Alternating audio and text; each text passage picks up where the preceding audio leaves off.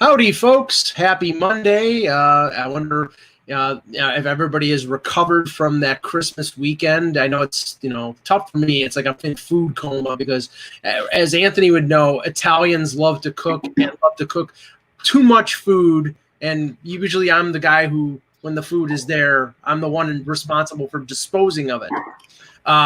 This is my gift for my niece, just to show it off. The Mike and Buffalo Leafs jersey. I won't be wearing this on any other podcasts or webcasts because I have to maintain my objectivity, but I had to show it up. Okay, Ross, start us off the pre-show. Well, 2021 sucks for if you love baseball players from like the 60s and 70s. Like, we can go through the list. There's so many, but like recently, Whitey Ford, Lou Brock, Tom Seaver, Joe Morgan. There's somebody else I knew I would leave out, but Bob Gibson, thank you. Phil Niekro is the latest. And I can tell you a quick story about this guy because not only was he a 300-game winner, but he was just such a down-to-earth guy. I met him at like one of these MLB events. And I don't know if you guys have ever been in a situation where you hand a blank baseball to a guy, and it's interesting to see who signs the sweet spot and who doesn't and where they sign on a ball. And so I gave it to Niekro. He was the first guy, and he didn't sign it on the sweet spot. He signed it there. And then the next guy handed it to Brooks Robinson. He goes right on the sweet spot. They're both Hall of Famers, but it does show you a little bit of humility in that. Because I know everybody's got a story, like if you've handed it to somebody and you didn't want them to sign the sweet spot and they have. That's happened to people too, and I've watched it happen. So is that indicative, Russ, of one's ego if they're signing it on the sweet spot? I wonder, like psychologically. I want to be in the center. Yes, this is my baseball. I want to be clear as day because if this thing gets resold, then I want to make sure. Many times it is. And I've seen people at live events cringe. And, just to use like a name, like let's say you gave it to John Kruk and you want Mike Schmidt to sign it too, and Kruk is the guy that signs it on the sweet spot. That wouldn't make you happy as a collector, Good player. But you didn't want Kruk to sign it there. But you can't say to Kruk, don't sign it there because he's already doing it. And this is why hockey players are so humble because, they can't sign pucks. Right. In theory. Like they're black. Unless they're unless they brought the silver Sharpie with them. Unless they got the silver Sharpie, which, they're not going to have with them necessarily. Yeah. I think Al Kaline may be the other one I left out. Let me just answer a question in the chat because I'm writing about this trade, the Blake Snell trade for full press. Might need more information. Well, no, it's this is, and you see these deals in hockey and you see it in baseball. Yeah. You've got a team that's a budget conscious team like Tampa Bay, and whenever they have a player who is maybe a year or two away from free agency that they know that they're not going to be able to re-sign, or in this case, it's sort of like the Derek Brassard deal with the Ottawa Senators. Russ, remember where Brassard's contract was backloaded, and the last couple years of that, Ottawa wanted to get rid of. Or, vice versa. And then they got, I think it was Zibanejad. Zibanejad was the front-loaded one, and Brassard was the one that was back-loaded. So it was clearly a money move by Eugene Melnyk, shock of all shocks. And in this deal, Snell, the last 3 years of his contract is $39 million over 3 years. And it's typical Tampa. They're going to go and get like a great young baseball pitching prospect and a guy like Mejia, who's a sort of failed catching prospect. You watch, this guy will hit 300 with about 25 home runs next year with Tampa Bay. They seem to reclimate these players by as a DH because they usually have Zunino play, or they swap. Right, Zunino. I don't know if he's coming back now. I think he's on a 1 year. He signed a 1 year deal. Okay. I saw a 1 year deal. Yeah, and they got Darno too, but they might want to move these guys around, move them positionally. Who knows? So.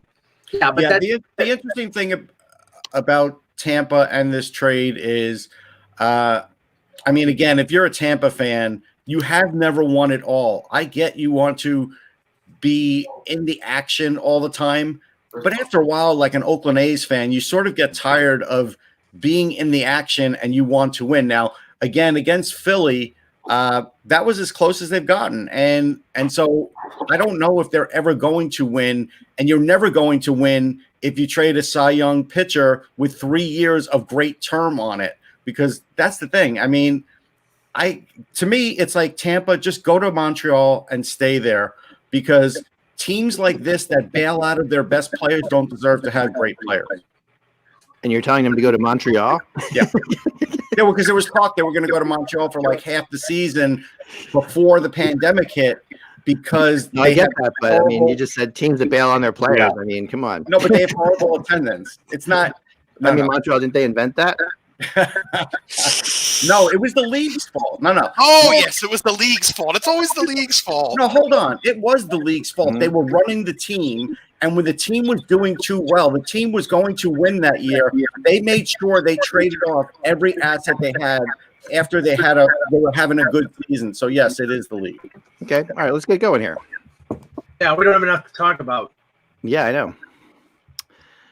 And we got Peter. Great to see you, Peter. We do have Peter. Hey, you too, Eric. Merry Christmas. Merry Christmas to you, man. All right, here we go. Hello, Hockey World. It is Monday, December 28th, 2020.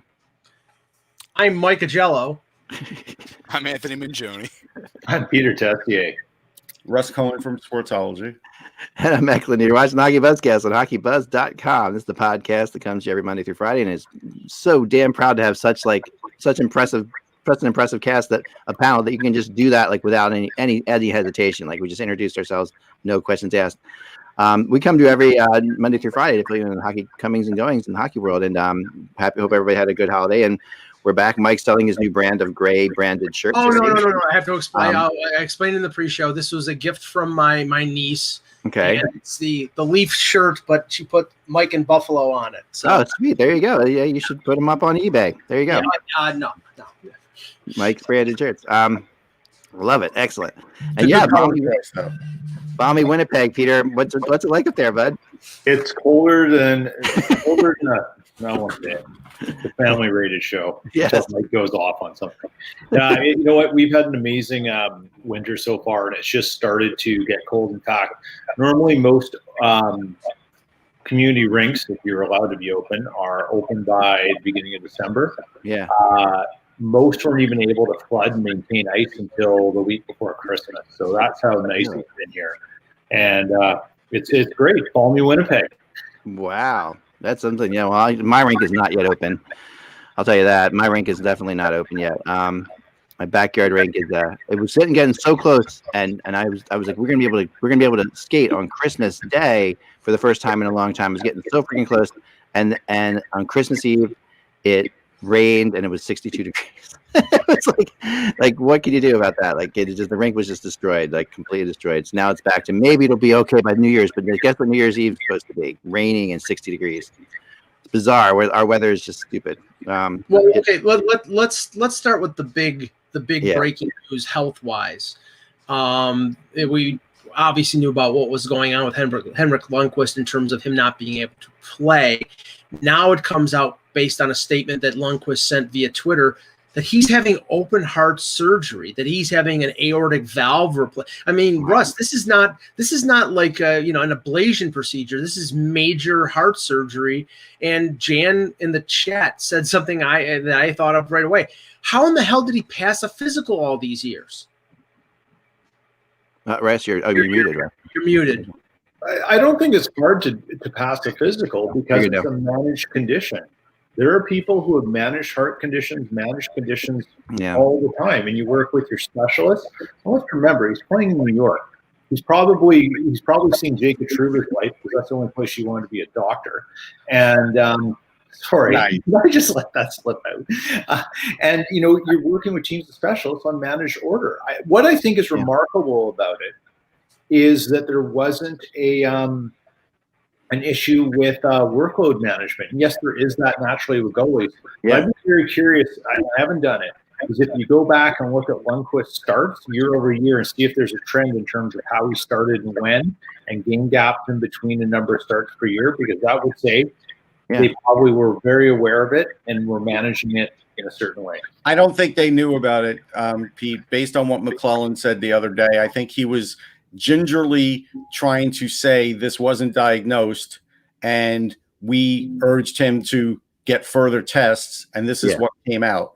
And I think that's really what's happening here. And I agree.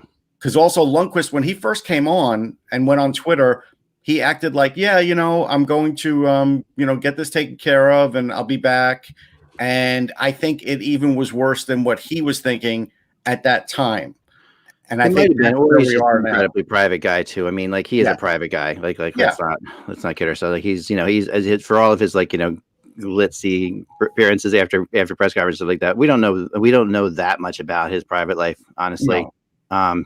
So I think that a lot of these guys definitely, are very good at keeping things from everybody. Rightfully so. I mean, but I would say in this regard, it did seem like even he was surprised at the result because he was looking forward to playing Washington. He had taken some videos. He went and visited there. He saw his locker. We saw his pads. Like he was ready for the season. Yeah.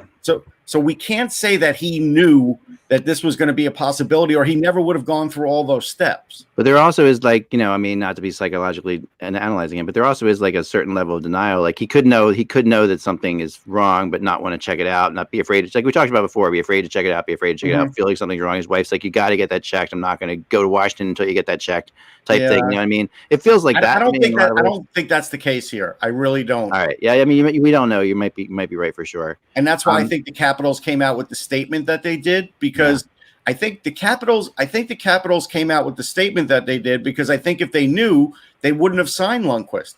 And I think if Lundqvist knew, he wouldn't have signed there. Like, I think there's a chance of all that.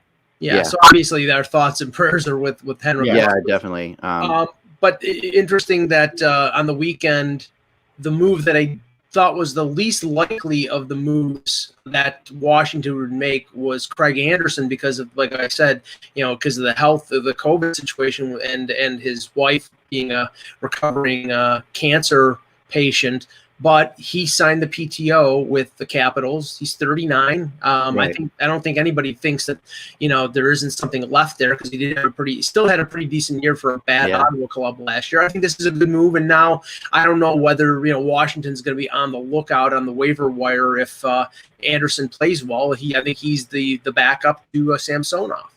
Yeah, I think so. I mean, I think this will work. I think this will work out, well for them. I mean, he's a competitor, and DC, great hospitals, or his wife staying there with family, which is probably more likely. True. I mean, that's probably more likely. I mean, we got to remember also that this is a shortened season, right? Yeah. And so for players, you're looking at January to so say you're thinking best case scenario here, the Caps go late in the playoffs, January to July. So you're looking at a 7-month season, right? Which is not short really, but it's short for hockey in hockey terms, right?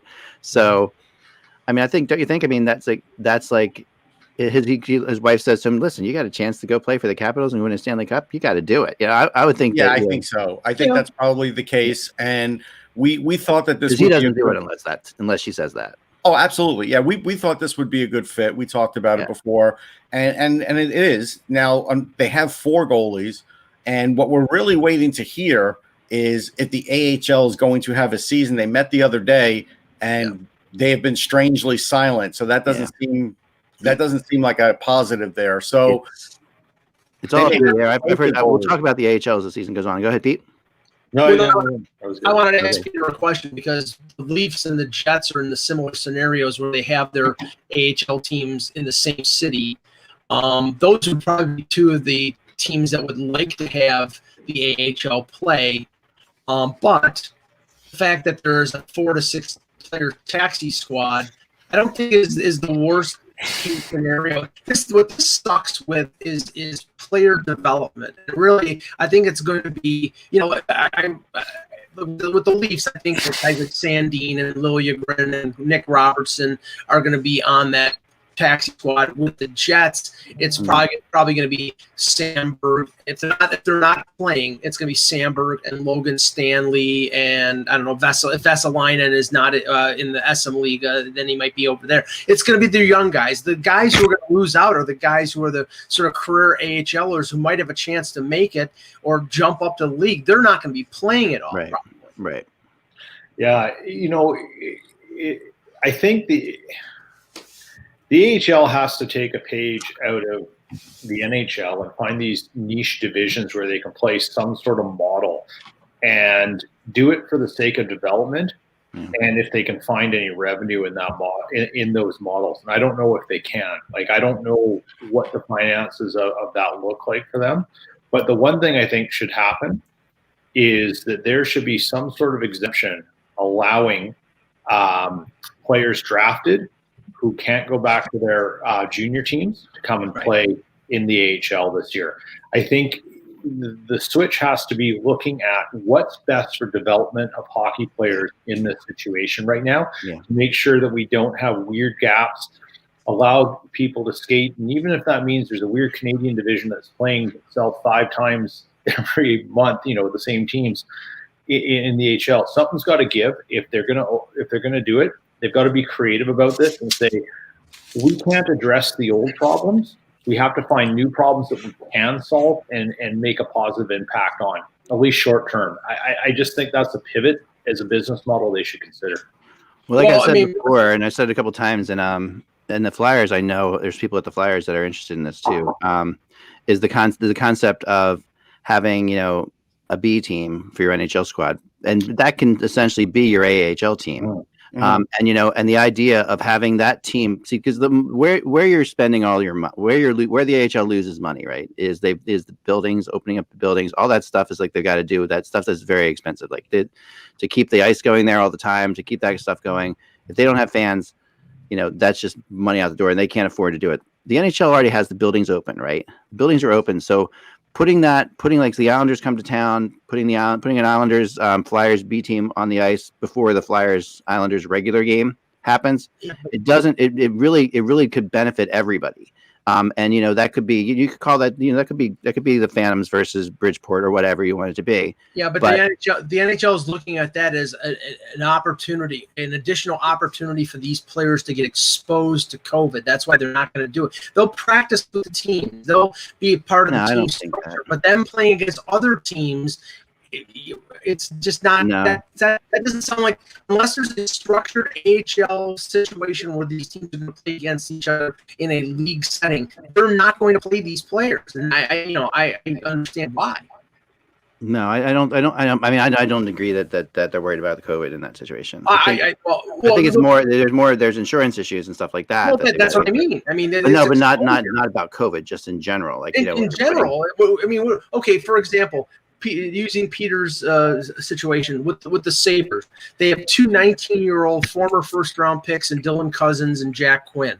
Both of them, Quinn for Ottawa, Cousins for Lethbridge. The W might not play. The OHL might not play. The only place you can put them is on the taxi squad. Otherwise, they're not going to practice. They're not going to. It's a wasted year for them. So they have to put them on there because they're assets that have to be managed. No, I do agree with that. Very much so. I wanted to move on to something. Mike, maybe you could try something like restarting again or something. Sorry, I don't know what's going on. It is what it is. I restarted. Yeah, maybe can you go through your phone or something? Maybe like. Why is the volume kicking out? No, it's just freezing up, and your voice. Well, then I'll just take it. I'll just do audio because it's both. Well, the audio is not good either. We'll see what happens. All right. Maybe audio will be better now, probably, because you're not using the bandwidth. Anyway, we'll keep it there for now. But here's the thing. So I wanted to get into this because this really, and I wrote about it yesterday, and it really bothered me. This concept of running up scores at the World Junior Championships, right? And Peter, I know you're thinking the same thing I'm thinking here, and this is pathetic. It's a pathetic thing. Anytime Hockey Canada gets involved in something, assume it's going to be a hot mess of stupidity and old boys. And I'm a person who has lived the trickle-down experience of Hockey Canada's policies and stuff. The whole organization should be blown up and completely blown away in all capacities. It's rotten to the core. And there was a reason Bob Nicholson jumped when he did. I know one of his best friends who he grew up with, who he's very close with, and he basically told me that Bob saw the writing on the wall and he needed to get out. It's a terrible thing. And so Hockey Canada's got a lot of play on this. The IIHF has a huge role in this because they cater to TSN. And TSN needs games. Yeah. TSN ruined the World Juniors. If someone fired James Duthie and Bob McKenzie out into the Arctic tundra and got rid of them so we never had to see their talking heads of nonsense again, this tournament gets 1,000 times better. Peter. You know what? I'm not going to comment on that. The German team be playing because of TV and TSN. Yeah, no, you're right. The new model involved in that. Well, no way should they have been playing. No way should they have been playing back-to-backs. Right. I'm not going to comment on the announcing, but I'll comment on the way that they're doing it. There's no question they could have juggled the schedule or even pushed it back a day and let Germany try to get players back. Yeah. There was no reason to play this team and pretty much decimate them in the tournament back to back. But again, you went to all this effort and you didn't have a COVID backup plan to anticipate for this. That's the hot mess. Well, it's not that. You know what it is? And again, it's very unclear why they had to have the amount of players they did. They certainly could have carried more and nobody would have said anything, but they never talked about it. So I don't know why they didn't, and we'll never probably know why. But they're just treating us like every other World Juniors, which, again, score-wise, I'm not going to get crazy because this happens every World Juniors and everybody gets crazy. But as far as what they've done in Germany, not this way. No, go back and look. I know, but you got to take in the whole context of everything. These kids coming over and during COVID, quarantining themselves there. No, and that part. This is absolutely. I mean, Canadians are never rude people. This is absolutely ridiculous. I don't know about that, but okay. No, I mean they model themselves on this. You know, this is what you always you haven't met some of the Canadians I've met. I'm well, believe me, I have some fun fans on the website too. But I'm just saying that they model themselves on this concept, of like would you invite? I mean, these kids for Christmas are over here in quarantine, and you're allowing a team to beat them 16-2. Well, I mean, this is the problem. This is the problem that I had. I mentioned this on our off the post show on the weekend. There should be a cap in terms of goal differential per game. It's okay, score 16 goals, pad your stats. I think it was Shane Malloy who said, Forsberg had 12 points against Japan one year. Go to town. That's fine. But the max that you can have in terms of goal differential per game is +8.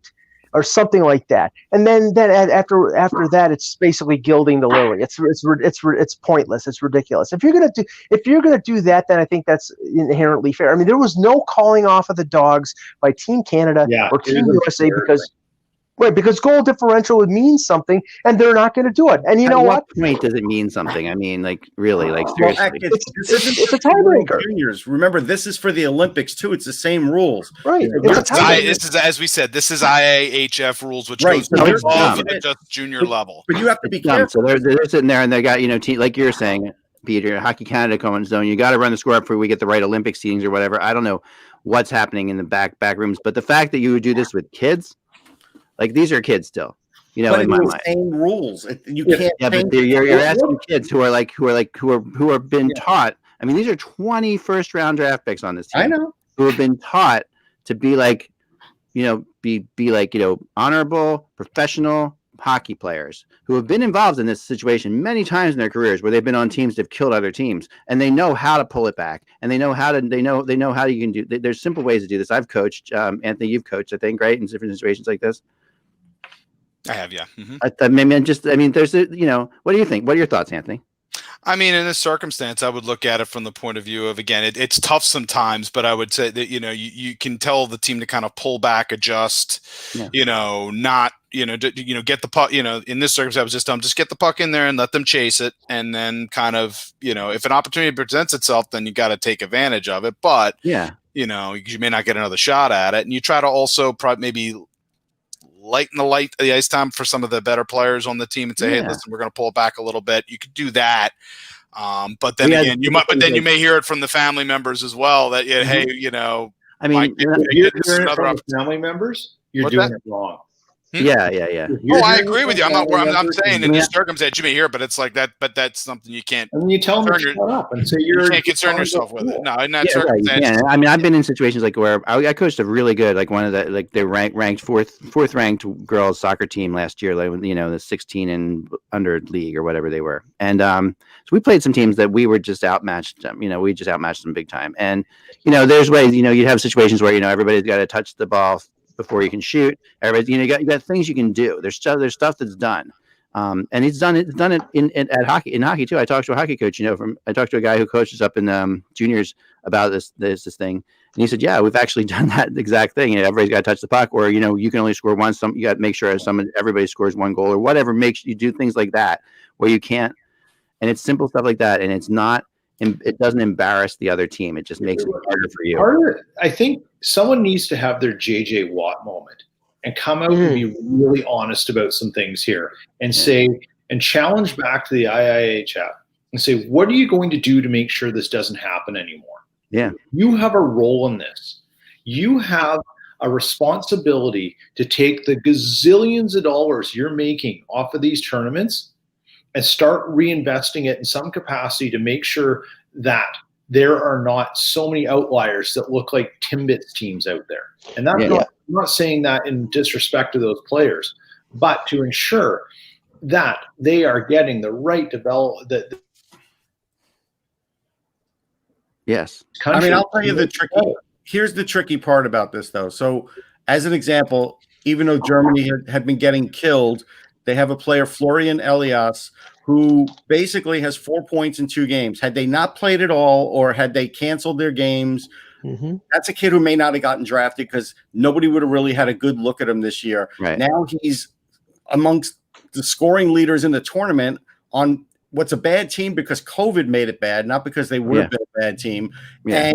And he's excelling. Like, he wouldn't have had that chance. So again, there are some of those things too. It's hard to balance it, but I get what you're saying about the kids. But if you change it for the kids, they're going to be changing it for the Olympics. And again, when a team first qualifies for the Olympics, let's say it's Team Israel and they come in their first year and they lose 15-0, then they lose 15-0. Like, I know. How does this World Junior Tournament have any bearing on the Olympics? Like that's because organization. It shouldn't. It should. I mean, well, it does.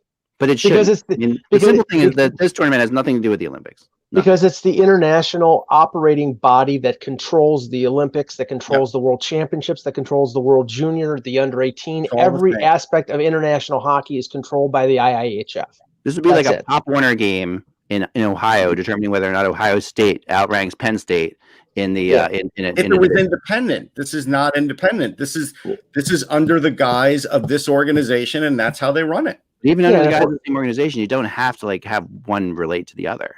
I mean, and if Roger Goodell could screw up he could screw up the NFL. He could sure as hell screw up the Pop Warner League too. Well, I mean, here's an example though, X. So when Canada got caught doping, they got sanctions against them again in every level except junior level. Then they said, okay, you know what, we're keeping them out of it, but that's as separate as it ever gets. Right. You mean the Russians, right? Yeah. The Russians? Yeah. Yeah, I mean, and listen, I mean that, and there is something to that, like get caught doping. Okay, it's interesting because it's Hockey Canada, right? And I get that Hockey Canada is responsible for those kids playing, but then again, the Canadian Olympic team has a very little to do with Hockey Canada anymore. It was the Russians. It was the Russians. No, but I'm saying let's just play it out, whatever it is. Oh, I see. Okay. Like because the Canadian Olympic team is an NHL team, really does so little to do with Hockey Canada at this point. But still, they would be suspect to the country's punishments or whatever. I get that. That's fine. Whatever. That I get. It shouldn't have played down to the kids, perhaps. But that's. But my point overriding all this, and then there's is the fact that where is it entertaining? I mean, I'm watching that game, and it's 13-2, and all I'm feeling is sorry for the German goaltender, and I don't see any sort of throttling back by Canada, and I understand why, because with goal differential, that could be the difference. You're punching your ticket, basically. I mean, it's Canada going to be in the medal round likely anyway, but it's like then we can just sort of meander on through the remaining games as long as we're maintaining a decent effort. That's ridiculous. Like, first of all, it's not a sportsmanship way to handle things, to do things, right? Like, we can't. I mean, the reality is, if them not scoring 16 goals on the German team affects the Canadian Olympic team or whatever in China, then the Canadian Olympic team should be able to look back and say, hey, you should have scored 16 goals on Germany. You know what I mean? It's like, to me, this is like the same rules. But it's absurd. It needs to be like, these things have to be taken in and of them. You would have to start a new governing body just for the junior ranks. You know how expensive that would be? No, you just have to say this is the junior IIHF and this is the professional. No, IIHF. but they don't differentiate. They're not going to get. Well, they're not going to, because once they have control over a situation, they're never going to let it go. Right. They're not going to use control and just change it. These are kids and these are adults. I mean, that's to me. It's like, to break it up, you need to have enough reason for the participants to change. Right. That's probably not there yet. But and that's it. So you want to make another association that governs international and junior hockey, you have to have buy-in from all the countries. So from Hockey Canada, Hockey USA, Hockey Sweden, wherever they are, you got to have that buy-in.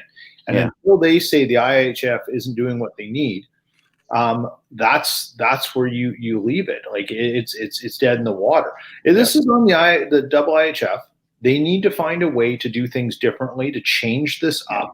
They didn't anticipate any. They just felt they could get a pat on the back for getting a tournament off the ground, and thank God that Alberta's blessed with the idiot Jason Kenney as a premier, because no one else wanted to do it, and there you go, right? Like, I think Pete's taking names today. Here's what I think, Pete.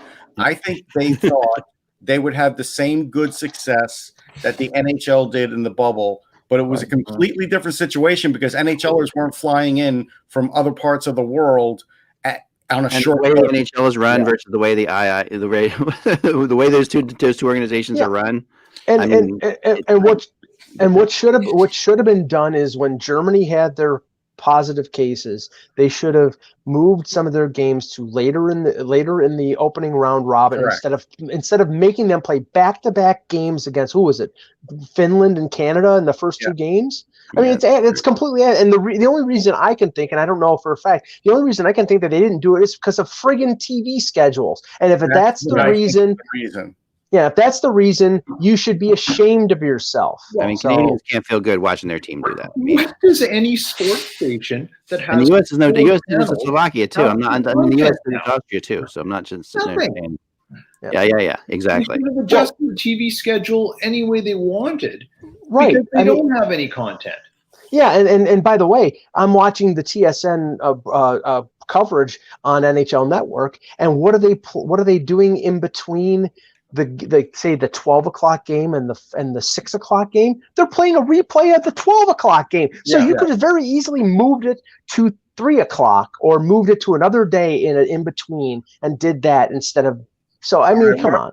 Somebody in the chat room said that Steve Dangle said that Germany was offered to delay and they said no. So if that's the case, then again, we can't get all up in arms. I mean, and that's fine, and that's okay, but still, it doesn't excuse what happened. Right. Germany was offered a delay.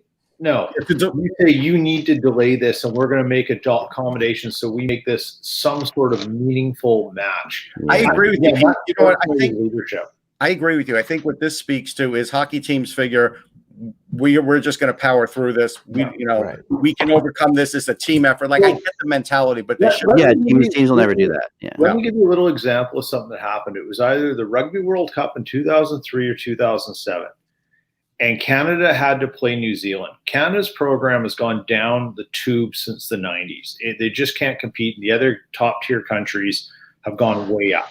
There's just not enough money and accessibility for rugby in North America for them to really rise up anymore. Canada conceded the game against the All Blacks. They conceded the game beforehand.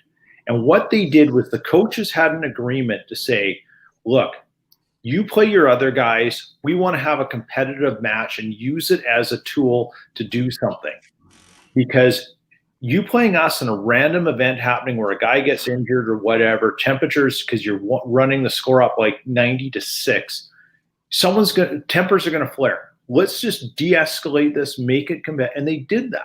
The same thing can happen. There's lots of ways to do it. The fact that no one approached this in a sensible way, other than letting some kids get humiliated, is really what irks everyone, right? Yeah. It's the kids. Yeah. That's me. We did see that in the game with U.S. Austria, because there was a dirty hit by Austria late in the game, and that's out of frustration. Well, right. Let's move on. Let's move on. The German kid. All right, so I'm just, it's appalling. I mean, just really, it really cut to my core. But I want to move on, because we do want to talk about this trade. But the big trade that happened, obviously, is what we have to discuss. Well, there were a couple trades. They both involved Ottawa, so I think we can cover. Well, let's start with Tampa, Ottawa, because that is the big trade to me. Right. That's the one. And I want, because we haven't heard enough from Anthony. I want to hear Anthony's opinion on this one. This is Tampa. This is Tampa. Obviously, finally making their move. This is their move. This is their move they had to make. Yeah. What are your thoughts about the players and everything that happened here? I think it was honestly, if Tampa's trying to trade for cap space, I thought this was probably the parts that they could afford to shed. I like Cedric Paquette. I know there's a lot of debate about if you look at some of his other advanced stats, that they aren't fantastic. But I would say I think he's definitely a useful player, heart and soul type of player that I think can help the Senators going forward. So I think he's certainly I think a really good part. I think for Ottawa, as they're trying, I think, to either have one of two things happen: either put in place an actual team that can compete for a postseason spot, which I think we're all kind of up in the air on, but I still feel that it's better, especially after the Stepan deal, or they have usable pieces that they can get, that they can move off at the deadline at maximum value. Yeah. Coburn, again, Braden's towards the end of his career. I think certainly from salary purposes, it makes sense if he wants to play. We're going to need to see. The 2022 second round pick allows them to recoup. I mean, they did trade the 2021 second rounder to Arizona for Stepan. Right. So they do get a second rounder back, but it's for I believe it's for the following year, in 2022. Yeah. So again, Tampa's most valuable thing here was to try to get themselves cap compliant before the season started. We knew there had to be some kind of bloodshed on their part. Yeah. And that's the wound that they took. Yeah. And I think it's an acceptable one for them. Again, this is what's within the rules of the cap rules, and give Breezeball a lot of credit. And I believe Murray Pam also brought up a really good from Full Press, mentioned the fact that Ottawa had kind of done a favor for Tampa to begin with already last season when they took on Ryan Callahan's deal and helped them out then. So it's a continuation of that relationship, I think, between Dorian and Breezeball, where they've got some usable parts. So I like it from both teams' perspectives. But again, Tampa had to get themselves cap compliant, and I think they've got enough other players in the system to compensate for the loss of Paquette. But we'll see. Ironically, that the Callahan deal was to help Ottawa get to the cap floor, and this is to help Tampa get under the cap ceiling. So, I mean, Matt Kalman, who was a colleague, was saying, that when the Leafs make a move like the Clarkson deal or the Nathan Horton deal, it's genius. And when Tampa, it's circumvention of the cap, and they should be. I don't know any. The cap Leafs did it too. Trust me, I was saying that. I think both of the moves are brilliant because it's within the rules of the salary cap. This is clearly. I mean, I wrote an article 3 months ago. If the Leafs were going to go over the cap, that trading for a Gaborik, especially with the fact that Eugene Melnyk is cheap and doesn't want to pay Gaborik the money that he's going to make on LTIR, that this was a move that made a bunch of sense. And for Tampa, you trade Coburn, you've got Shen, you've got Calfoot as a defensive guy, you've got Cernak now re-signed and Sergachev re-signed. So defensively, you're covered. And if by moving out Paquette, you create space for a Taylor Radish, a Volkov, a Barboulay. I mean, they have so many young prospects in terms of forwards and defense to move up that it's not going to hurt Tampa at all. And they still have to. I know there was still. They have to get. I believe there was at least one more deal that I think there was. Oh no, maybe not. I was thinking of something else. No, that was actually the primary deal. No, but but here's the thing. It's still not a guarantee that they're going to take their division. They're without Kucherov for the regular season. They're without Paquette, who still was a useful player for them and maybe will teach some winning over with the Sens. They may bring up some of those other kids, but if Stamkos were to go down and all of a sudden they're without Stamkos and Kucherov, you don't know what's going to happen this regular season. So while it's brilliant to get under the cap, they're still missing one of their best players to do it. Yeah. You would rather have those guys in the lineup, correct, than not. And frankly, like, you know, people crying foul on this again. It's like tax evasion. You can actively evade tax and try to hide it and break laws, or you can do it. You can use the laws at hand effectively. Right. That's all it is. And you know what? Everyone's gone through the CBA with a fine-tooth comb on both sides. The NHL, the Board of Governors, everyone's done it. The smart teams figured out where the holes were. The dumb teams sat back and just. And I'd add, Pete, to the fact that I think a lot of this also stems from the lack, you know, the state, the financial situation, and I think a lot of other teams up in, you know, elsewhere in Canada or elsewhere, you know, really kind of, you know, it's an axe for them to grind, and that's been communicated, I think, through a lot of the media members. For example, again, Gord Miller, almost to me, is like, there has to be some way from there has to be some way to deal with this. This is to close this loophole. Yeah. No, well, again, they're you know, this is an advantage that Tampa has leveraged. Right. Sorry, Gord. Back to the Constitutional Convention to fix that. Sorry, Gord. It's not going to be closed for 6 years because it's part of the CBA. And if you look at the Ottawa situation, I mean, Pierre Dorion, I'm not saying he's a genius, but I think these moves make a lot of sense in the sense that he's going to get a second-round pick for Stepan at the deadline when he flips him, because he's a rental center. He's a veteran guy. A team like the Rangers or a team like the Islanders, you know, might be willing to pay a second-round pick to get. Or the Senators. They now have a strong spine down the middle. Yeah, right. And maybe in this wild, wacky year that's probably ahead of us right now, they surprise some people. Those guys end up being key elements to a surprise playoff run. They don't lose. Anyway, they look at it, they don't lose. What's funny about that, Anthony, is that I thought about this today. Like, someone asked me, "You think the Senators can make the playoffs?" I'm like, I don't think the Senators can make the playoffs. Probably not. No, but I said what the Senators can do is they can be the team that stops other teams from making the playoffs in that division. Sure. Like whoever doesn't do well against the Senators is in trouble. Like that kind of you have to make sure you have to beat the Senators. Yeah, I mean, everyone else can be beating up on the Senators. I mean, with Matt Murray in goal, and you've got some young defensemen. It's not a tough. It's a competitive team. It's a competitive. As far as I'm concerned, they are competitive. I don't know if they're playoff. I think they may be. They're probably like, at best sixth in that division, maybe at best. Yeah. Here's one way they might be able to get better. Now that they have Stepan who can play center, they could put Stützle on the wing. They could put him on Stepan's line if they want, and he could learn from him if they want to convert him to center at some point. Yeah.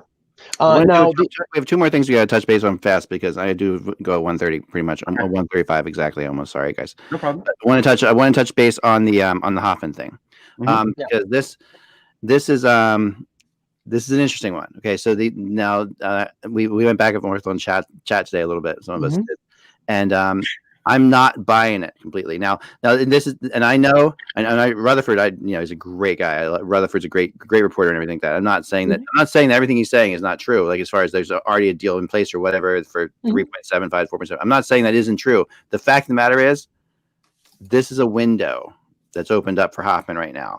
Also, and I've heard other teams I've talked to teams this morning who said they're not done talking to Hoffman. So that reality is that until this is figured out exactly, this is not a done thing. Hoffman is using this PTO as a negotiating tactic. That's he could, but he very well could. But I'm assuming that, and again, since he doesn't have a contract, and this could be some sort of gentleman's agreement between his representative and the Blues, saying, okay, this is the agreement we have. You come into training camp, you get skating around, you get your blood flowing. But what we're going to be doing, and the other people have talked about this as well, with Tarasenko going in LTIR, with Steen going on LTIR, with Vince Dunn as an RFA, what they would be waiting for is basically to the beginning of the season, when they're over the cap by a certain amount of money and they put the players on LTIR, then they announce the contract of Hoffman, they announce the signing of Dunn, and everything is honky-dory. Here's what I think you're missing in that thing. Everything you said is right, except for you have to include comma, but if someone else comes in with a bigger deal for Hoffman, he's gone. And that to me, that's the one thing that the question is at this point, if you're that convinced in Hoffman, why haven't you already made the offer already? Well, because everybody right now, there's a lot of players. Exactly. You're right about that. And I don't disagree. No one is 100% on Hoffman. So what is the number that was quoted was anywhere the contract? This is from Rutherford, right? Between Jeremy Rutherford from the Athletics, that it was anywhere between 3.5 and 4.5, which I find fascinating. That's what gets leaked out. There's a $1 million gap there, right? So anybody else wants to jump in on the high end of that contract, right? This sounds every bit like an agent. Batter up. This agent leak written all over it.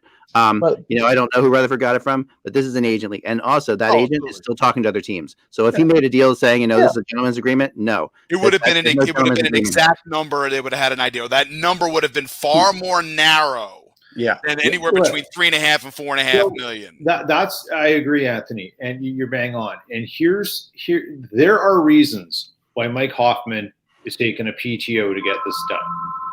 We may not know what they are. I think there's a lot of suspicion as to what they could be. And, the people who are dealing with these problems, they're the ones who probably are weighing the validity of reasons. I think the deal is pretty clear. I think what I've heard, Peter, is that, he has one team that he wants to sign a multi-year deal with, that wants to sign him. I believe that team to be Vancouver. Vancouver has not been able to figure out how to get rid of Eriksson. So then that's not, so that issue is kind of dead in the water right now. He's got two other teams that are willing to go 3-year deals with him, but have been driving them crazy. At one point, I reported on here because I talked to a team that Hoffman representatives had called and said, "Hey, we're going with so and so." So it was done. So he told one team that we're not talking anymore. That was weeks ago. So the fact is, there are teams that the Hoffman group got really frustrated with everybody that's out there because of the situation, and everybody out there is like, I don't know what we can do. Everybody out there doesn't know which way to go. He's not a slam dunk, but his numbers are way too high for a PTO. I mean, his production is way too high. No, we get that. I mean, I agree with Jack. He's way higher than a PTO. Right. But I also think we have to remember how good a verbal agreement is in this world. Bill Belichick gave a verbal agreement to be the head coach of the New York Jets, and that lasted like a half hour. I mean, I think a verbal agreement can be what Mike said. But that verbal agreement also includes, but we're still going to keep talking to people, and we're still going to try to sign them elsewhere. So to me, the verbal agreement is what it is. It's like, okay, but is someone going to pay him $5 million? In this economy, they may not. I mean, this is the situation. Wait a second. This is the situation a few years ago when Mason Raymond was signed a PTO with the Leafs. Dave Nonis was his general manager in Vancouver. There was a relationship there. He signed a PTO. Everybody knew who covered the Leafs that the PTO was basically, he's got a contract. They just want to see him skate around a couple times and see if he's okay. Mm-hmm. He came in, he played great. Couple days in, they signed him to a contract. I would seriously, I mean, that's Peter's right. Nobody, if somebody was going to offer him $6 million instead of 3.5 to 4.5, they would have done it already. So I think this is got $6 million. Who wants to take the risk? Right. The parameters of risk have now changed because of the way the cap is moving for sure. and not moving. Even on a 1-year deal, we're looking at risk totally differently right now. This is all about years and not money. Yeah. Okay, so, this is about Hoffman really wanting more than 1 year, and he may want more than 1 year, but he may not find a partner. And so what Pete is saying is, if someone signs him for 6, they may not be able to make a move at the deadline now because they won't have any free money and you know what? To free it up. Everyone's looking at Jim Benning and going, "I don't want a Louis Eriksson on my roster." Right. That's what's happening. And a good GM, a good assistant GM in your organization has guys in the GM's ear saying, if this doesn't work out, what's your route out of it? And here we'll map it for you. And they're looking at Benning, who has almost no roots out of anything he's done. Right. He's always here. Alan in the chat said this. Why would Armstrong make this move without certainty? This is a championship caliber team. He's not going to screw around with his team, basically, he's saying. Armstrong, there's no risk. Nothing to lose here. Armstrong made a no risk trade. They made a no risk deal there. There's nothing. I mean, he brings him in. If for some, I am one who doesn't even think that he's going to report to the Blues camp. Like I think this whole thing is completely and utterly in the ether to try to get other teams to step up finally. But if no one steps up, then he shows up at the camp. I think he's going to have to show up at camp. The question I'm going to have then is what is the benefit for St. Louis? Is there another now? If we're going to discuss an agent now, right, there has to be something out of it. If they have the risk of losing Hoffman. Right. Who is another potential player that agent represents who they may want later? There's another benefit to this. Remember when the Flyers brought in Brian Berard for a tryout? Yeah. Mm-hmm. Okay. I was at the Spectrum. There was a weird game. They had a preseason game at the Spectrum when Brian Berard was pulled after the second period because someone else signed him in the middle of the game. Well, yeah, they was on PTO for the Flyers, and the Islanders. I forget who it was. Pulled him. They signed a deal with him, so they pulled him out of the game. The benefit for Armstrong and one, it creates competition in your camp. If you bring in Hoffman, it scares the hell out of people. And even if you don't think that you're going to keep him, it's like that guy that they brought onto Team USA at the end in the middle of the Miracle movie we all watch. Whatever. Well, they bring in a guy in the camp when the team feels like, because that's a tight knit group of players in there. I want to say it was 2 years ago, maybe 3. The Flyers had a kid in preseason. He scored a goal, and then he was traded during the game to the Wild. Right. They signed him. They didn't have to trade him. He's on a PTO. They can sign him. They can negotiate a deal. And they were watching. I remember Bruce. We were sitting next to each other in that. Yeah. We're sitting there. Like, where'd he go? It wasn't a kid. It was actually. It was. I thought it was a young player, but I don't remember. Yeah. Who. Didn't Billy Guerin have this situation happen with the Flyers? No, Guerin was with them, and he didn't make the squad. He retired. Brendan Shanahan back in the day. No, Hoffman's agent is Robert Hooper, who's a member of Octagon, which, by the way, is Alan Walsh's group. That group also represents Tarasenko. So maybe there's a connection there, since Tarasenko is represented by the same group, and Tarasenko is going to go on. They already have the contract. See, that was my thing. Yeah, they already. I mean, to me, this is about creating competition. This is Armstrong saying we have a tight knit group of players in here. I want them to feel like with Steen gone, that's one less forward that people are competing with for a job. So you bring in Hoffman, and now you got something, because coaches hate people feeling comfortable. It's just the worst possible thing. So to me, this is about that. So that's why I think it's a brilliant move. I do not think he will be a St. Louis Blue. He might be a St. Louis Blue. This could turn out to be that. But I still think that there's teams that are willing to go. I think there's teams willing to go $5 million for 1 year. I think there's teams that will go $4 million for 3 years, $4 million per for 3 years. Right. I think that this is going to change. Oh, I don't think he's got 3 years. No way. I think he's going to be a St. Louis Blue. So we'll wait and see. So the other move that was just good. Let me jump on this for a second. I was going to say the other move that was made. Okay. I know we have a delay here. So let me just jump on this for a second because we have Peter here. Patrick Laine, I want to discuss with you. Oh, here we go. I don't know if you've been watching the show. Wait. Can I just let me just announce, because we're not going to spend a lot of time on it. We'll finish with Laine. But the Corey Perry signing with Montreal. I think that was a really good move by the Habs, because $750K for a guy who played great in the playoffs last year. You just add to that veteran core group. Somebody was making the comparison. Would you rather have Wayne Simmons at 1.5 or Perry at 750? I'd rather have Perry. I'd rather have Perry at 750, but I don't think Wayne Simmons at 1.5 is a bad signing either. So it's we'll see on that front. We'll see. But I think you're right about Perry gives you someone to hate besides Gallagher on this team, which is really important for Montreal, because Montreal doesn't have enough guys that you can hate. Like, Montreal is not that kind of a team. Like, Shea Weber is a great defenseman, but he's not a hated defenseman. Yeah. Like, he's not a Chris Pronger. He's just and then they don't have other guys on that team. I mean, Kotkaniemi, he's not a Peter. Kotkaniemi's a gritty player. Though. I like. They also got rid of Max Domi, so it's like Domi is definitely more abrasive type than Anderson, who they picked up. Anderson's more of like a Chris Gratton type player. Forward, yeah, and Peter, isn't Ben Sherratt really lovable?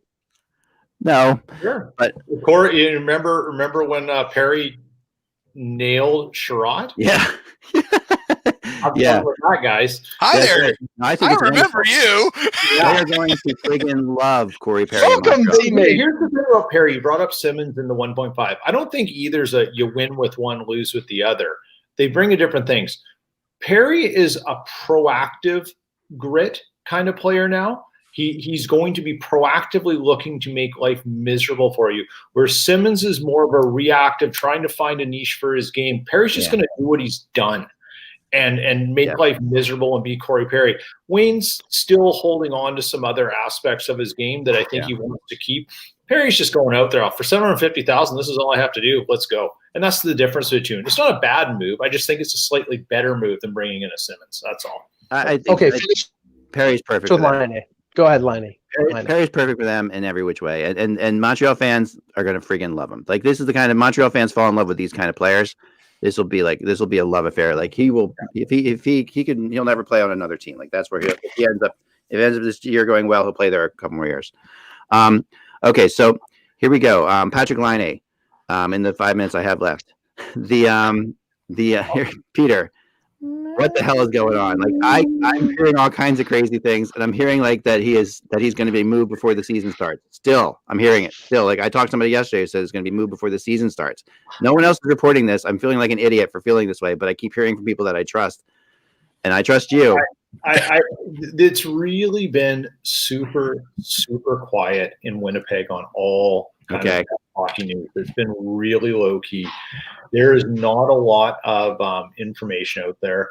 The only thing that's bubbling up right now around Laine is certain, different people in the hockey sphere of community, blogging, podcasting, whatever here, are starting to say, look at Laine's stats and look at his underlying metrics, and is this the guy you pay $10 million to? Right. We had this discussion just before Christmas. I jumped on with the guy, Zach, and the point I always come back to is you get a couple shots at getting a player like Laine. Yep. If you're lucky as a GM in your career. Yeah. You can go and get any coach you want, depending on how much you're willing to pay for it. Why do you bet on the coach when it's so hard to come through? And that's where the friction lies. So what do? Everything that I said last week. Yeah. Find out what's going to happen and what we're going to do. And then are you taking the risk of catering to the player too much? Or is that the balance point that you find that the coach recognized is I've got to balance some things? And I said to the guys last week, I don't know if Paul Maurice has another reinvention in him as a current coach. He's got to get fired, rethink the game a little bit. I think he's capable of it. He talks a great game. Does he believe in what he says? That's what I think where the disconnect is coming. And there's a lot of people who are turning on Maurice and the Jets' love affair and loyalty to them, which is the Mark Chipman way. Slow process, loyal, don't rock the boat, keep everything stable. Mark Chipman wants to be, I can't remember the name of the family that owns the Pittsburgh Steelers. He wants to be them. Unfortunately, the coaches he's had are not the same. It kind of helps. The Steelers help, right? Like, and that's it. But I always come back to you get a few shots if you're lucky as a GM. Yeah. A player that caliber. Yeah. What do you do with it? And you guys, I think it was Anthony and Russ who both brought up the longevity of Ovechkin and when he changed and what they had to do to get there. Shouldn't that be? Laine's not Ovechkin, but the mold is similar. Yep, very. So why don't you learn from that? Yeah, I agree. I mean, Maurice is a tough one because I talked to a player on the Jets right after Thanksgiving, American Thanksgiving, and he was like, because he heard the show, I said something bad about Maurice or whatever, and he said, Maurice is a really smart guy. He said, don't get yourself wrong. Maurice is a really smart coach. He said, but he does like the media more than he likes us. And I was like, that was an interesting thing coming from a coach, like coming from a player about his coach, it's just like, and that's true. And it's not the first person to say that Maurice comes off better to us than he does to the players. Like that's the reality. He has his own way of doing things. And he really, I think Laine's problem, when people say he wants out of Winnipeg, he wants out of Maurice. I don't think he wants out of Winnipeg. I think he wants out of what's going on there. And that's but guess what? He can't get out of that. So he has to adjust. He does have to adjust. He's also a star. Right? He's also a star, Russ. We live in a star-driven world. The whole team's adjusted. They brought back, what's his face? Hendricks. Yeah, that's name. Hendricks came in and publicly came out telling people what happened in a year. Yeah. Something is not right in there. Yeah, I agree. I agree with that. And in the whole that year, we had the whole thing with the coaching, the issues. Mark Crawford coming out and the accusation, his stuff. And Maurice told a story about how Blake Wheeler grabbed him again after a practice or whatever, and said, Maurice was talking. He didn't name the player. He goes, I had 10 reasons to go up one side of the guy and down the other, and I was getting mad and blah blah blah. And Wheeler grabbed me and he said, "Hey, just be nice to the guy." Nice, and that's coming from arguably one of the prickliest guys in the room. That's interesting. Yeah, that's bizarre. I mean, that shows you that's a really interesting insight into what's going on in there. Because that feels right. Laine has the salary, but he has not earned the right to disregard a coach either. No, his pedigree has not gone away. The weird thing about him is his pedigree still there. You haven't earned the right to disregard a coach. No, and but okay. See, this is the issue, and I've like I said, I've compared how Laine is in his role with Winnipeg to what Kessel was when Kessel came to Toronto. And if you remember, Babcock gets signed the summer, I think it was 2015, and the first thing that they did before they even went to training camp was trade Kessel to Pittsburgh. Why? Because they didn't want to deal with his bull crap and his entitlement and him, because that was what was going on with other coaches like Wilson and Carlisle. They weren't going to deal with that with Phil Kessel. So I mean, I'm sorry. It's like, is Laine a great young player? Yes, he's a scorer. But at this point, he does not have the gravitas to have an organization fire a coach because he doesn't like them. Go someplace else. I do have to go, but I have to say this real thing. May be speaking the truth about the underlying issues with the coach, or he's going to his agent and saying that. And there's enough evidence out there to say something's not working right. Yeah. And Pete, that might be here's the difference between Kessel and Laine. I really have to go. I'm sorry, guys. I have this. That's all right. But the reality is this: like Laine and Kessel. Laine is the Winnipeg Jets. Okay, Laine is a keystone cornerstone of that team. Like he is, they built around him. They put this thing together for him. He is there. He is the Winnipeg Jets. Where Kessel at that point was, he was a player that the Leafs traded away a lot of players for and stuff like that to get him. But I think it's the exact opposite. Kessel was the Leafs because they had nobody other than at that time. I would agree with Michael. And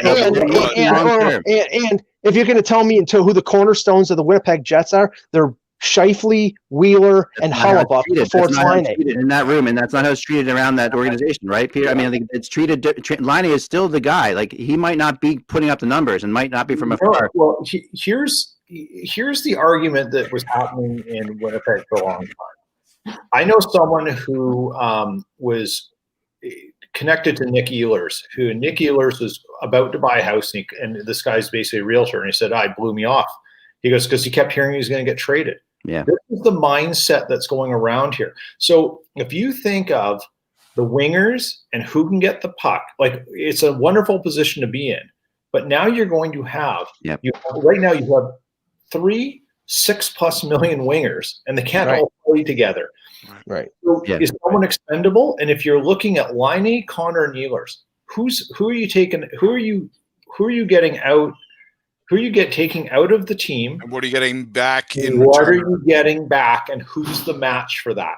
That's the chess game. And the easy one for a team like Winnipeg and everyone to speculate on is Laine, because he's going to be approaching $9 million up in salary because of the way the market is. It's going to be hard to sign again. And that's probably gotta go, guys. Sorry, gotta go. Great seeing you guys. I'm sorry. I'll let you guys continue and finish the show off. Thank you, everybody, for watching. I'll be back again tomorrow. Thanks so much, guys. We'll finish it off. Yeah, Peter. I mean, this. Go ahead, Russ.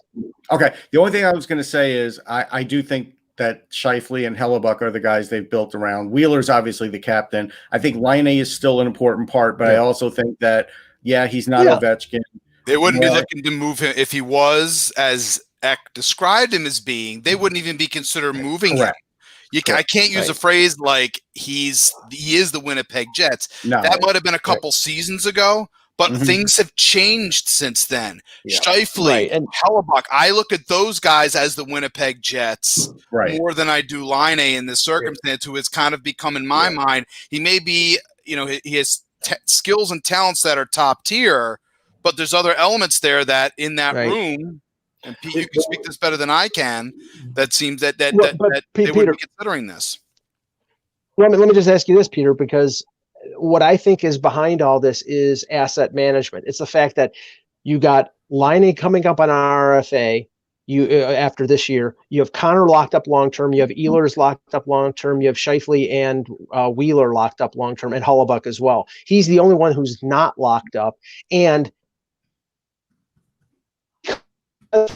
because it's out there, there is no lever for Cheveldayoff to be able to get equal value for Laine in a trade.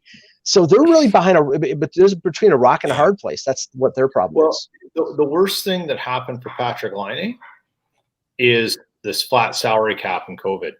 Yeah. Right. That's the worst thing. And anyone in his shoes who's an RFA after the season, that is the worst thing that happened to him. And I think the Jets will be able to squeeze out the dollars necessary should they keep him long term. The point that comes into this is if you decide to keep him, what kind of team are you going to build a team around the strengths of your players, or are you going to work to round out the weaknesses and expose them?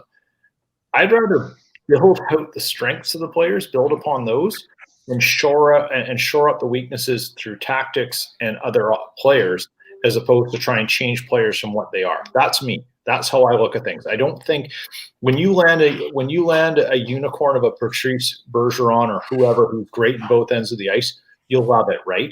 When you get, whatever, they're a defensive player or an offensive player, right? You love it. But you can't turn apples into oranges every time you see a weakness in a player's game. You can show. No, that's true. But Pete, if he was scoring more goals, trying to do, okay, but if he were scoring more goals, they wouldn't be trying to do that. It's the fact that he's not. There's arguments to say why he isn't scoring more goals too, and that's on Maurice as well. Yeah, I mean, you could say it's partially on Maurice, but he should be putting up more power play goals, no matter how you slice it. That's not on Maurice. They changed the power play from what was working. I know, but still, if he's got that, you could change the power play on Ovechkin. He's still going to find a way to score. So does Laine. He has to find a way to score. He does. Yeah. Okay, guys. Okay, great show. We'll be back tomorrow with another edition of the Hockey Buzzcast for the departed Eklund, for Anthony Mangione, for Pete Tessier, and for Russ Cohen. I'm Michael Agello. Thank you for watching, and remember, with